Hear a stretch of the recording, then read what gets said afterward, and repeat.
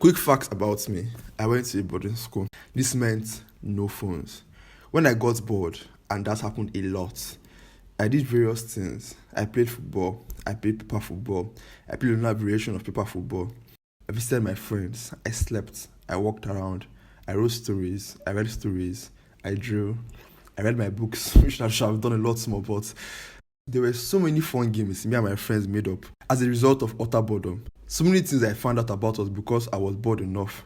Now, when I'm bored, what do?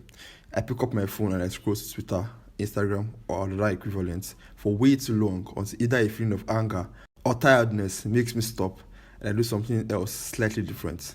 I go to another app. We have lost the freedom of boredom, and I think it is bad. Yes, I think we should learn how to be bored again.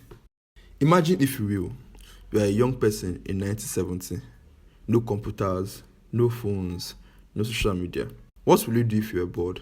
You might think the options were limited, but there were still a lot of things to do. Sure, TV was very scheduled, and good shows were few and far between. Sure, you have to listen to random songs on the radio, or go and buy songs physically.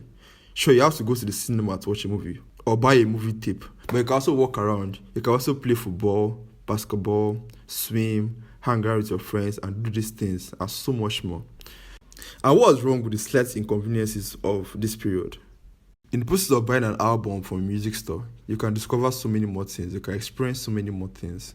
Now you just go to your preferred music streaming platform and get it easily. You can watch TV now, but there's no point as everything on TV can be accessed on your phone in seconds. It's very hard to get bored now because as long as you have a phone with internet connection, your boredom can be removed in seconds through various apps that employ various manipulative ways of making you use it and keep using it. This is convenience. This is endless choice. So why does it feel so unsatisfying? In current day society, we've been conditioned to feel stimulated at all times. You can't walk without listening to music. You can't eat without pressing your phone or watching a YouTube video. There's always something to do on your phone, so you might as well do it. There's always another video to watch, or another tweet to see. So if you are not entertained in 15 seconds, we press next and move on. The convenience, the endless choice. But this has resulted in the consequence. Anytime we are not stimulated, we get bored. And we can get bored very easily. Boredom feels more noticeable because of how much we are stimulated and we don't like this feeling. So we immediately find an easy fix for that. TikTok, Twitter, short form content that we can mindlessly consume for stimulation points. But this isn't enough. This isn't a proper activity. So we feel incomplete. Recently, I deleted Twitter from my phone because it became obvious to me that I was spending so much time there doing nothing. Over the following weeks, there was something I did so many times. I'll pick up my phone absent-mindedly and realize that I did that for no reason at all. If Twitter was on my phone, I would have opened it and scrolled to it mindlessly until I've lost track of time. I gotten distracted from what I was doing. Why was I doing that? Quite simply, I was bored. I was not stimulated in that exact instant, and I looked for a quick steamy boost. When I realized that Twitter was not on my phone, I started my boredom and I kept on doing what I was doing. If I had Twitter on my phone, I probably wouldn't have been able to finish this video. I'd be feeding myself with rubbish, destroying my attention span and slacking back on my tasks. Was it making me happy? Nope. I felt fatigued, stressed, burnt out, tired and irritated after doom scrolling. If you've been feeling like this recently, I'm here to tell you that you don't have to feel that way. But how?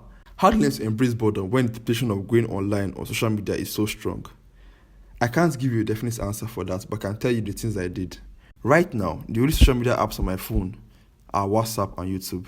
It's mostly for a call or a text, a specific one I've thought about before picking up my phone so I know what I'm sending or what I'm reading or what I'm replying to.